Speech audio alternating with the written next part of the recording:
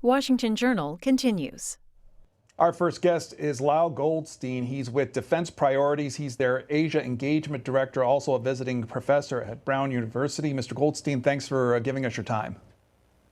Glad to be with you, Pedro. A little bit about Defense Priorities. What is it and what do you do with it, and how is your organization funded? Well, I'm a professor also. Have been a professor with Naval War College for 20 years, but recently left the government, partly with the intent to speak my mind freely about sensitive issues like Taiwan. But Defense Priorities is a think tank. We're kind of, I would say, leading up the wave arguing for realism and restraint. I'm not so well advised about our funders, except I know that they're all, unlike many DC think tanks, they're all Americans that are funding our institute. So this is that can't be said in a lot of Washington think tanks, unfortunately, which honestly is a cause of a lot of our troubles in the world. But how's that? Given the position that you take, that as far as Defense Priorities is concerned, and you talked about Speaker Pelosi's trip to Taiwan, what do you think is its intended purpose, and do you think it meets that? Well, I think it's a political stunt, like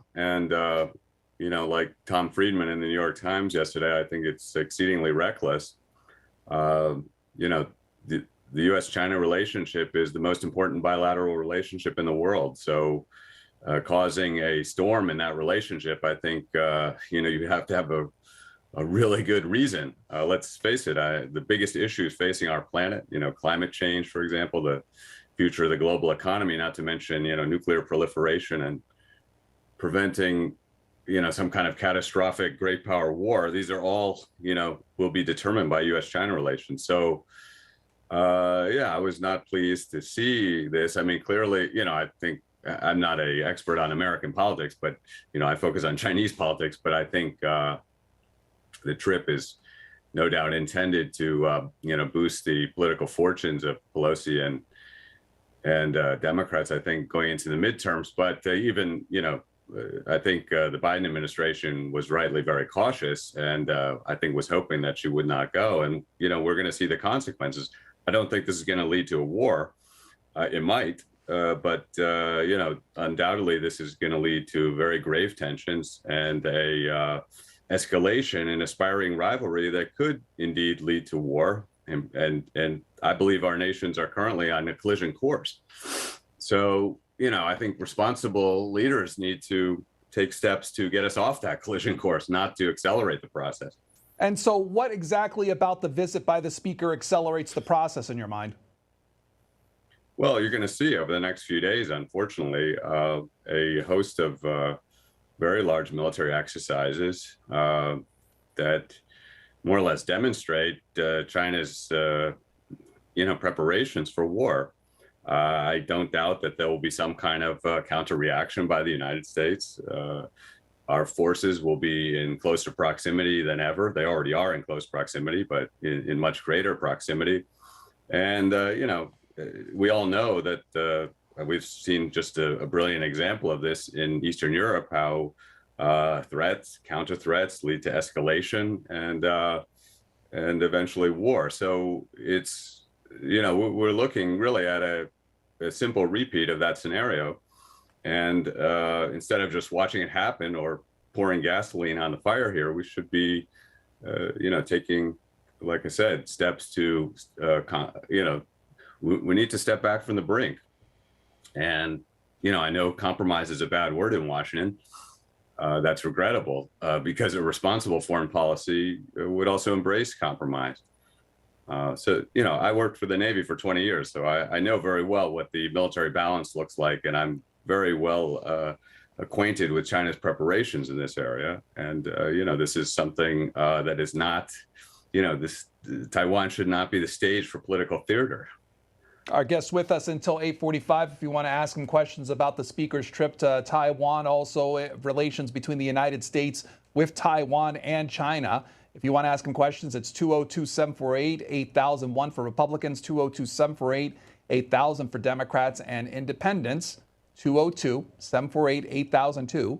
You can text us those questions at 202-748-8003. Mr. Goldstein, the speaker had an op-ed in the papers today talking about at least some of her intentions for this visit. I just want to walk through a couple of things and ask you about them. She writes, in part, in the face of the Chinese Communist Party's accelerating aggression, our congressional delegation's visit should be seen as an unequivocal statement that America stands with Taiwan, our democratic partner, as it defends itself and its freedom. Let's start with that statement. What do you think about the statement in light of her trip?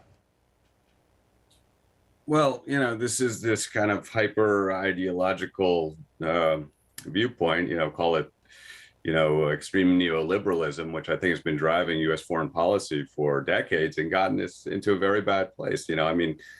We fought for what, two plus decades to bring democracy and human rights to Afghanistan. What did it get us? We spent trillions of dollars, and Afghanistan is worse off than ever before. And in the process, unfortunately, many Americans died and many more Afghans died. So, we've seen this over and over again. And don't forget, in Vietnam, we were also supporting, the territorial integrity of South Vietnam and so forth. So, we have so many examples of this. And, Taiwan, if you know the history, many Americans are by and large ignorant of the history of Taiwan, which is a shame, because we might be fighting a war over it sooner rather than later. But China's claim is pretty good. China controlled the island well before American independence. So that goes back pretty far. I wouldn't want to compare China's claim to Taiwan to our claims to various territories. Anyway, so I think here a lot of people in Washington make the mistake of turning this into a messianic, struggle between good and evil. That's a wrong-headed approach that will quickly lead us into World War III with another nuclear power. So that's just not how international relations work. It's more complicated than that.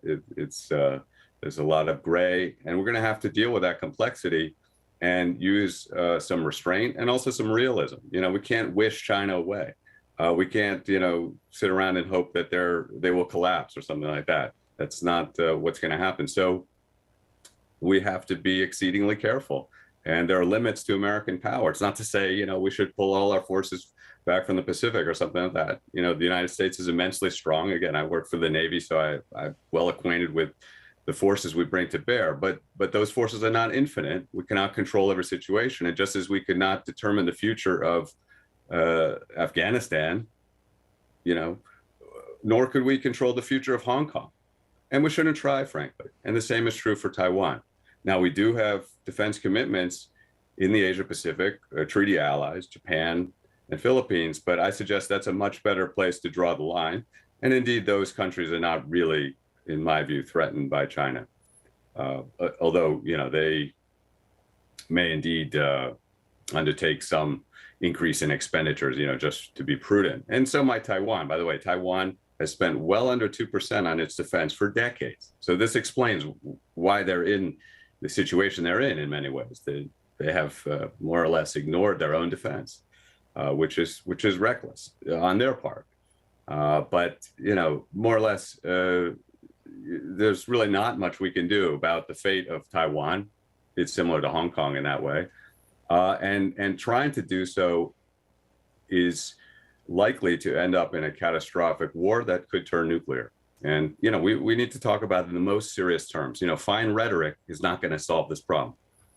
We have some calls lined up for you. We'll start with Andrew in Ellicott City, Maryland, Independent Line. You're on with our guest, Lyle Goldstein of Defense Priorities. He's their Asia Engagement Director. Andrew in Maryland, you're first up. Good morning. Hi, thanks. So a few things. I guess we can start with the history and with Chiang Kai-shek's, exile more or less to Taiwan, and the fact that, from there moving forward, the Chinese Communist Party didn't fully follow through with the invasion of the island. But that's just history. But my main concern is the fact that the Chinese government right now is in a weird pinch between Evergrande's defaulting on their loans. The Belt and Roads initiatives, those investments have slowed dramatically. And what else? I don't see how they could even possibly consider affording a war right now. Also, you have the Taiwan Semiconductor Company, which produces, I believe, a lot of AMD processors, for example. So we have a pretty big, huge, you could call it a concern, semiconductor concern in Taiwan, as well as obviously in China. And then you also have the fact that China holds a lot of American debt. Another thing to consider with whether or not these tensions are going to rise to the point of war. We are so tightly economically connected that it's almost mutually assured destruction to some degree. Okay, that's Andrew there in Maryland. Mr. Goldstein. Yeah, thanks. Andrew makes a lot of great points, and I agree with him about a lot of this.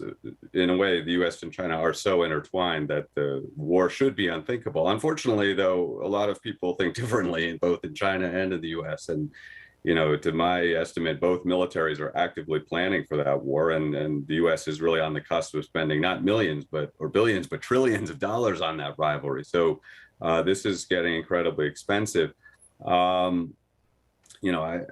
would say on the semiconductors that some of the news in the last 24 hours is really interesting there, because China, I guess, is stopping the export of sand to Taiwan. By the way, China and Taiwan trade a lot, billions and billions of dollars a year. So they have a reasonably good trading relationship and have some interdependence themselves. But by halting sand exports, that will really may cause some major trouble for the world economy as part of those semiconductors. But the more and more I do hear this argument in defense, for why the U.S. should defend Taiwan. Well, we have to defend those semiconductors or the global economy will be upset. But, I'm just not agreeing with that. To my estimate, we should not risk nuclear war for semiconductors. Global markets will adjust. And it would be a problem. But when you're talking about thousands, tens of thousands, hundreds of thousands of American lives on the line, it should not be about a semiconductor, which could be produced elsewhere. And of course, we cars might become more expensive if the price of semiconductors go up. But we're not going to fight a catastrophic war over semiconductors.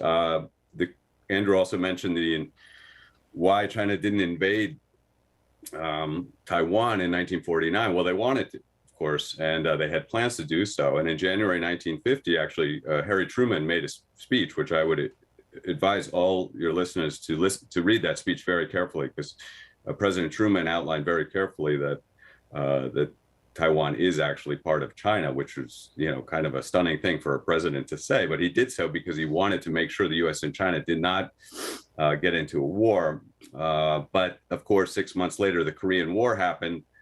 We put our own Seventh Fleet in the Strait, and that is what prevented China from unifying with Taiwan. They did actually invade the other large island in the area, Hainan Island, which is also a province of China. So it's there is that history, but Andrew's point is very important to consider, because really what this is a civil war. The civil war, they speak Chinese in Taiwan. Many Americans go to Taiwan to study Chinese, actually. And some of the most important artifacts from Chinese culture and civilization are where? At the National Palace Museum in Taiwan, actually, in Taipei. So, when we understand this as a civil war, which is basically what it is, you realize the U.S. should have no role in it. Just like we should have had no role in the civil war in Afghanistan, right? These are just factions fighting for power. And you have the same thing happen in Vietnam and many other countries around the world. The U.S. always gets entangled in these civil wars. It's very unwise. So we need to protect our own interests. And fundamentally, the U.S. has no vital national interest at stake in Taiwan. Okay, let's hear from that's the way we should approach it. Let's hear from Russell there in South Carolina, Democrats line. Hello. Yes, Mr. Goldstein, I am a veteran also. I am an Air Force veteran, and I totally disagree that America doesn't have anything to do with Taiwan or the Ukraine. I think that your General Patton mentioned that freedom, the price of freedom is death. And if you're not willing to die for freedom of the press, freedom of religion, freedom of speech, then we're going to all be swept up into this totalitarian thing that's already here in the Republican Party through many of the Republican people, like, Congressman Green, Bobart. Well, let's stick to Taiwan, caller. What question would you like to ask? What would you like our guests to address about Taiwan specifically? I think that his posture of weakness is what caused the Ukraine war, and if America took the posture that he's actually setting out here, then China will actually invade Taiwan because we're showing so much weakness. Why should we be spending $700 billion on the military if we're not willing to use it? We need to actually re-employ the draft. We need to build a 3 million man army and be prepared to fight if we have to. Okay, that's Russell there in South Carolina. Right. Well, thank you, Russell, and thanks for your service. Or I should clarify, I worked for the Navy as a civilian. Look, I understand your point, and a lot of Americans agree with you. But honestly, I think, we need to re-examine our assumptions here about foreign policy. If we take a kind of neo-Wilsonian approach to the world, where we're going to defend freedom in every corner of the world, that is certainly a recipe for endless war, and probably a recipe for catastrophic nuclear war in the nuclear age. That was recognized by all the presidents, by the way, during the Cold War. Eisenhower, with his speech about the military-industrial complex and so forth, they understood we couldn't take this to extremes. And when when the Soviets invaded Hungary and Czechoslovakia and so forth, they did not push us over the brink to war. They understood there were limits to American power, and that it would be reckless and extreme to try to fight wars all over the world to try to spread freedom. Indeed, as I said, we were trying to do that in Vietnam and Afghanistan, and look where it got us.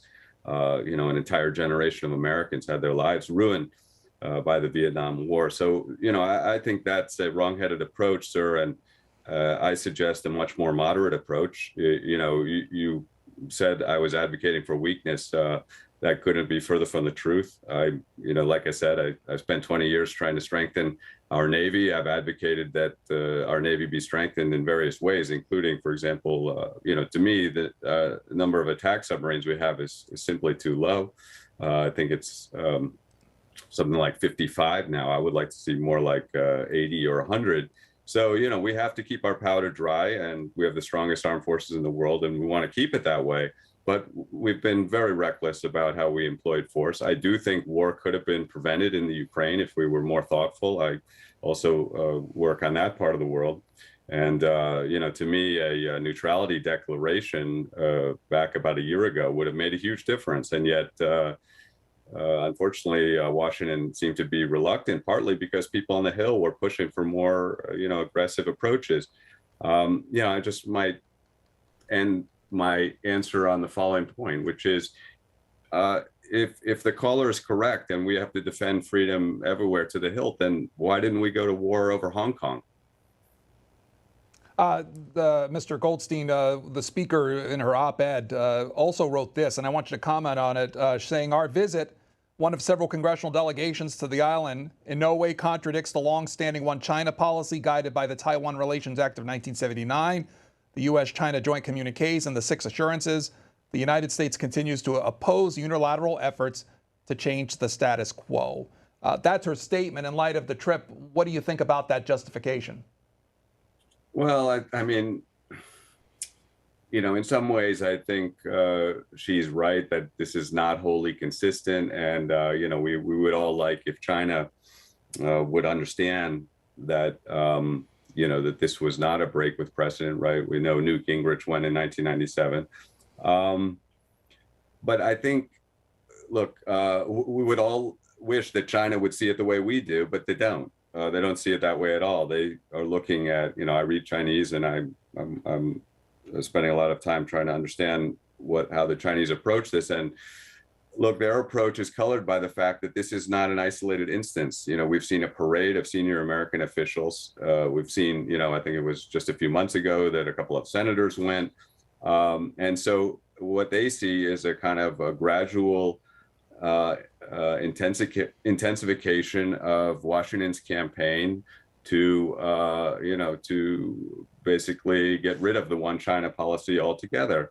And in that statement you just made, you cited a lot of important laws and policies, but you didn't cite actually the most important one, which is the Shanghai Communique from 1972, which is really the bedrock of all of a stable U.S.-China relationship. And that one says very clearly that there would be no official contact between the United States and Taiwan. So, China's approach is that we've been steadily walking that back for decades, but in the last 5 years, that has greatly intensified. And, the Chinese answer would be like, well, look, when you did this in the 90s, we couldn't do anything about it because we weren't powerful enough. But now China is powerful enough to lay down some major red lines, and we better pay attention to these red lines. Maybe if there weren't nuclear weapons around, we could be kind of cavalier about this. But, I don't have any doubt if there is a war between U.S. and China, there will at least be nuclear shadows over that conflict in the same way they are in Russia and Ukraine. We need to be much more careful about throwing around commitments and this kind of fine rhetoric that we're going to defend freedom everywhere. We have to draw some realistic lines ourselves, and prevent, obviously need to prevent a U.S.-China war, which is becoming increasingly likely. But I want to warn my fellow Americans about another threat. We may bankrupt ourselves trying to defend Taiwan. This is, 6,000 or 7,000 miles away, sort of like Afghanistan. Funding a war in Afghanistan was exceedingly expensive.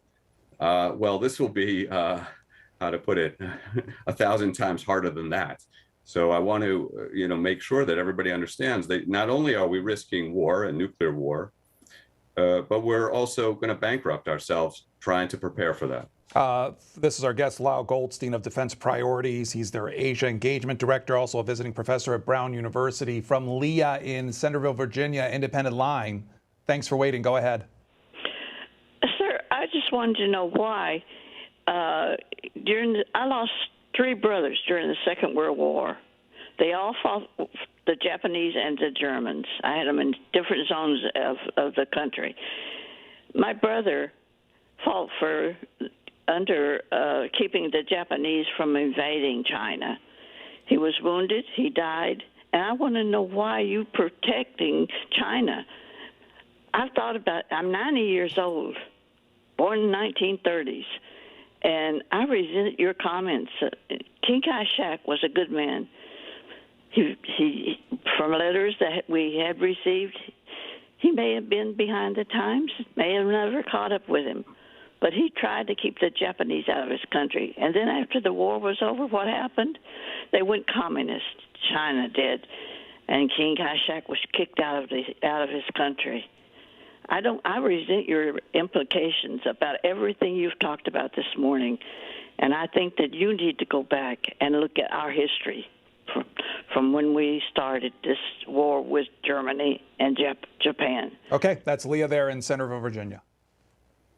Well, thank you very much, Leah. I respect our differences and certainly understand and value what your family has done for this country. And my family also fought against Nazism, and also other parts of the family were wiped out by Nazism. So, I understand what you're talking about, and I'm not a pacifist. I do think there are circumstances where we need to use force, and even, dare I say, there may be a time when we have to go to war with China. I feel very strongly that we should draw red lines in the Pacific. But I also understand that Taiwan is probably the worst place to draw that line from a military point of view, and also from a historical, cultural point of view. Better to draw that line over islands in Japan or Philippines. But just a couple of quick points. I mean, Chiang Kai-shek, who, he's a kind of complex figure in history. But I'll just remind people quickly that one of the first things he did to Taiwan when he went over to Taiwan, and I want to emphasize this is a civil war that's going on between, remember, the official title of Taiwan is the Republic of China. Okay, it's not the Republic of Taiwan. The official name in the Constitution, Republic of China. So if you have any doubts that this is a civil war, you might want to consult the title of this island. But Chiang Kai-shek, one of the first things he did was he conducted a huge massacre of Taiwanese people. It's a very sad event. There are memorials around the country. We keep hearing evidence of this massacre. It's well known, but people should understand that. So I would not glorify Chiang Kai-shek. Yeah, he did some things right and left an important legacy on the island, but a lot of people deeply hate and resent him on Taiwan itself. And he was despised by many people on the mainland too for mismanagement. On Japan and China, look, a lot of people do, when they look at China today, they're like, oh, just like Japan tried to take over Asia, that's what China is doing today. But really, first of all, Japanese and Chinese culture are very different. I would urge you to look at the history and see that, whereas Japan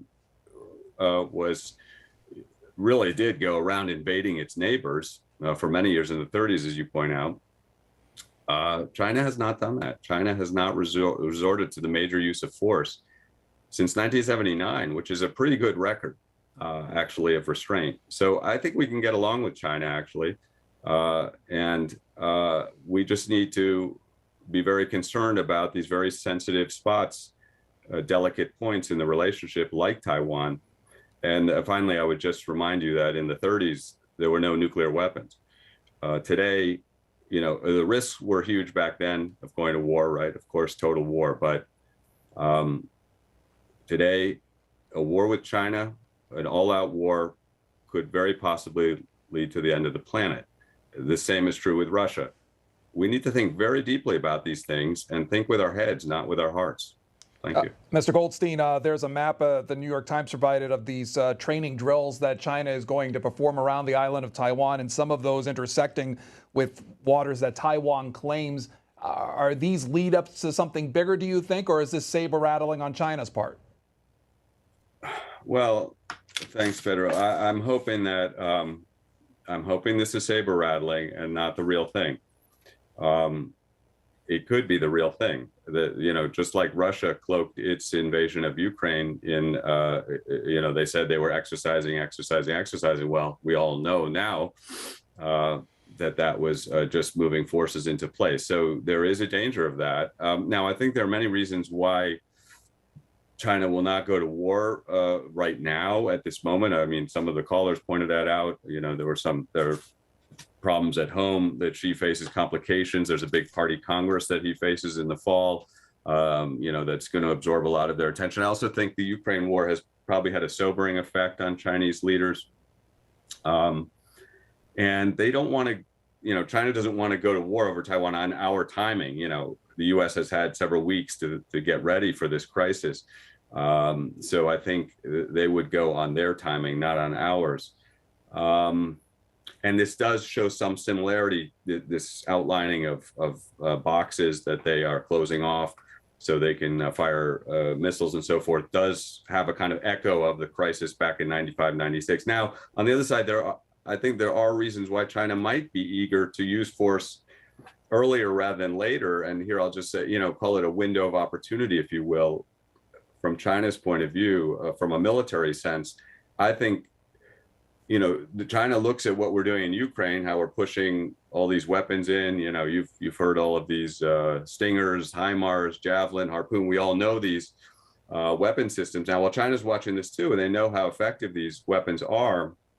So I am very concerned that China may see a clock on the wall ticking above them, saying, that they have to attack before a certain amount of these weapons arrive. And by the way, China also knows a lot of those weapons shipments to Taiwan have been delayed because of the war in Ukraine. So we can't rule out that China intends to use force and invade or conduct a limited attack here. Those are all possible scenarios. A blockade is definitely a possible scenario. However, I'm quite certain that this is a show of force rather than a actual use of force. Here is Joe in Washington, D.C., Republican line. Good morning. Dr. Goldstein, I'm somewhat disturbed to understand that for 20 years you've been preaching your worldview to students and naval officers in the Navy education system. You mentioned Japan and the Philippines. China has aggressive designs against both those countries. It invades Japanese waters in the Senkakus. It has seized islands from the Philippines. It has an aggressive expansionist plan throughout Southeast Asia. I'm amazed that you seem to ignore it and think that it's only a matter of the U.S. and China having differences. Okay, yeah, thanks very much for your call. I had an excellent career at Naval War College. I received the Superior Civilian Service Medal for my work there, setting up the China Institute. So I'm very proud of my service. And, I endeavored when I was there not only to strengthen the Navy, but make sure they had the kind of understanding of China, which was a very deep understanding, including of Chinese naval development, which many people underestimate, by the way. China has capabilities which are actually superior to ours in some respects. I would say their frontline anti-ship cruise missile, the YJ-18, is considerably better than our Harpoon. So one of the things that I did in the Navy is try to make sure that people understood the true characteristics of some of these weapons. The Type 055 cruiser, for example, also probably better than our top line surface combatant. Anyway, so I'd be glad to talk over my record with you if you'd like to discuss it. But you talked about Japan and the Philippines here, and yeah, here I would disagree. Look, all great powers have problems with their neighbors. I mean, you might want to study the history of U.S.-Mexican relations if you doubt that. Today we have an amicable relationship with Mexico, but that evolved over hundreds of years, and as we know, involved some pretty serious scraps, including the U.S. Military marching to Mexico City. So anyway, so it's not surprising that China has a lot of issues with its neighbors. I consider these issues to be exaggerated. Look, what are Japan and China constantly arguing over? Two little rocks out in the East China Sea that have a lighthouse and some goats on them. So, to me, the idea that the United States would consider fighting a nuclear war with China over some rocks with goats on them is ridiculous. And Americans should recognize that for what it is. I have urged U.S. policymakers, and by the way, Chinese as well, to come, and Japanese to come to some kind of logical compromise on that. Everybody should recognize that's not worth a war. It's somewhat similar with the Philippines. Mostly we're arguing about reefs and rocks out at sea. Now, I can imagine if I were in the oil drilling business or I were a fisherman, I might care a lot about those rocks and reefs. And indeed, a lot of this is about fisheries and about rights to offshore oil exploration and drilling. But again, should the United States consider war, which might go nuclear, over some rocks and reefs with maybe, I repeat, maybe some oil and gas and lots of fish around them? Absolutely not. No, we should, yes, I'm in favor of keeping our defense commitment with the Philippines. That has a lot of history, and we have a very friendly, deep historical relationship with Manila. But we need to be very thoughtful about that relationship. It needs to be a defensive treaty alliance, and we should defend the main islands of the Philippines. But, as for these rocks and reefs, there was a Scarborough Shoal crisis in 2012. No, there should be no serious consideration of going to war over some rocks and reefs. Independent line, this is Laura in Maryland. Good morning. Good morning. Hi, Lyle. I just want to say that first and foremost, the Biden administration has been disastrous when it comes to foreign policy. And all of the turmoil that has occurred in the last 18 months is just, for us simple folk, appears unnecessary. We don't believe that this would be happening if Trump were still president. He exhibited peace through strength. What we have is a lot of weakness in this administration. And I just want to ask you two questions. The first thing is, I don't think Pelosi's visit, what was the purpose of it? What was the purpose? For us simple folk, it seems like it was intentional to create tensions between China, U.S., and Taiwan. It appears as if this administration, Biden administration, is doing everything it can to weaken the United States, not strengthen us. I mean, they're not even securing our own borders. And all the drugs and criminals and illegal aliens that are coming through. I mean, we need to protect ourselves. Trump was absolutely correct, and I agree with a lot of what you said. We are not the world's policemen. I mean, who died and left us in charge? Thank you. Yes, thanks very much. A lot of good points, and it sounds like we have a bit of a similar approach. Another way to put this foreign policy or more restrained policy that I'm advocating is let's speak softly and carry a big stick. I think that's generally a wise approach. We want to keep a strong military. Most people are for that. And like I said, I would like to see in some ways our military strengthened, although I do think the budget could plateau or even come down some. I do think we need to spend the money we do spend. We need to spend it much more wisely. Like, on the Navy side, for example, it's something I'm very well acquainted with. We're way overinvested in aircraft carriers. These large ships today are quite vulnerable. I would say very vulnerable, especially to the weapons China and Russia could bring to bear. So we need to move some of that investment over to, both robot systems, but also, more to the point, submarines, like I said. So when we speak softly and carry a big stick, though, that involves also speaking softly, not just carrying a big stick.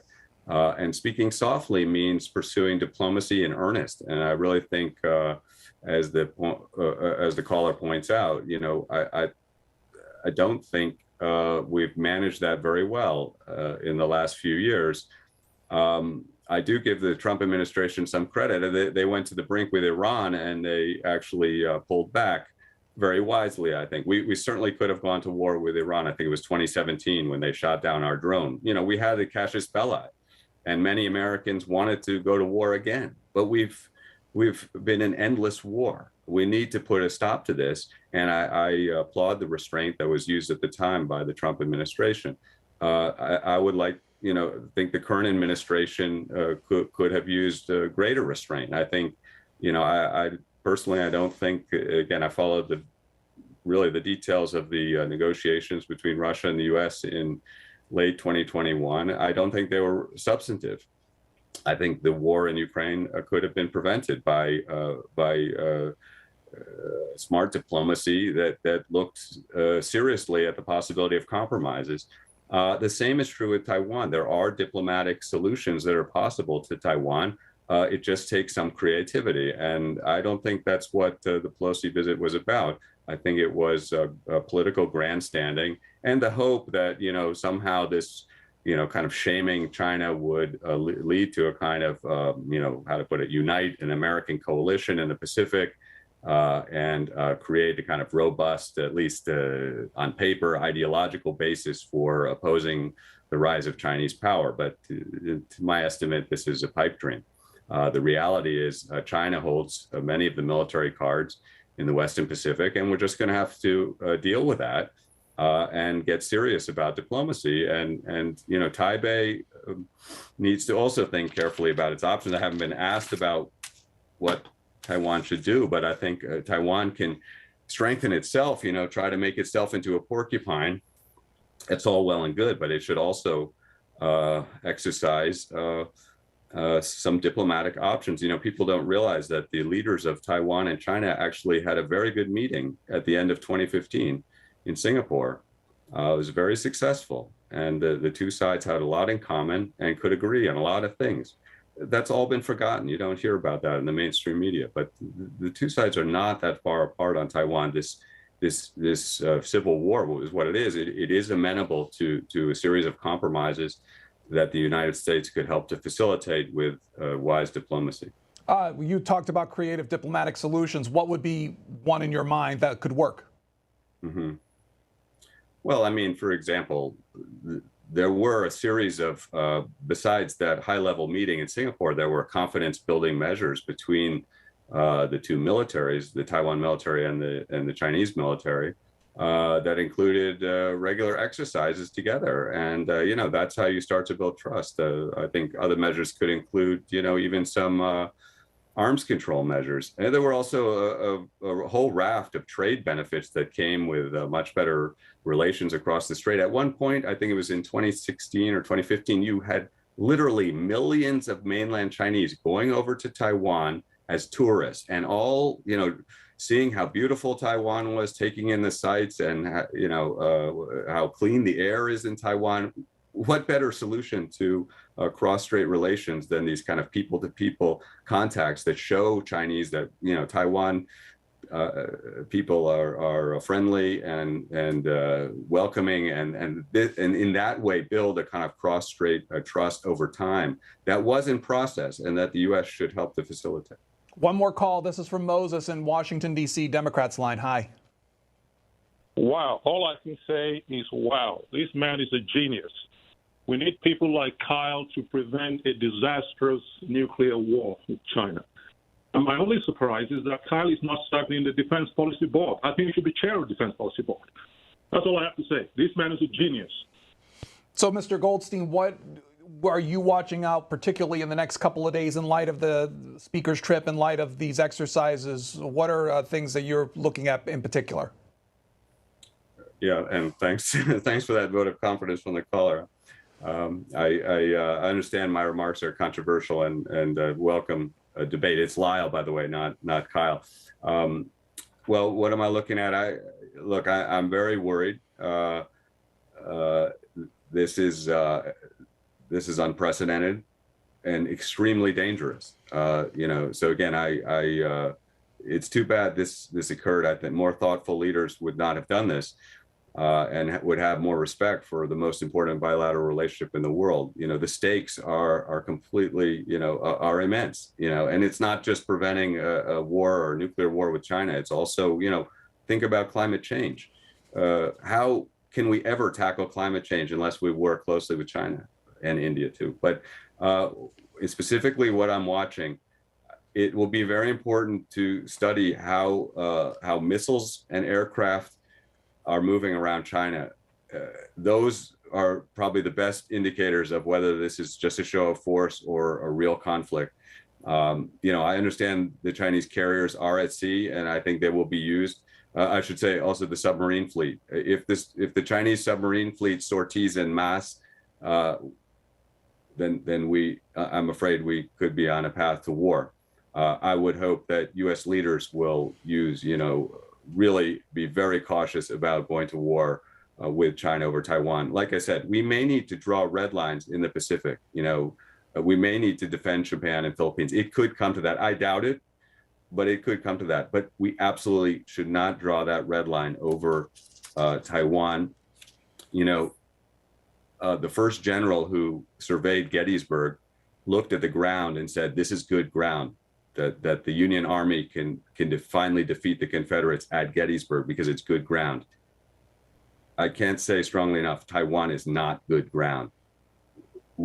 We could well lose that war if we go to war over Taiwan. Our guest is a visiting professor at Brown University, the Asia Engagement Director for Defense Priorities, Lyle Goldstein, joining us on Washington Journal. Mr. Goldstein, thanks for your time. Thanks very much.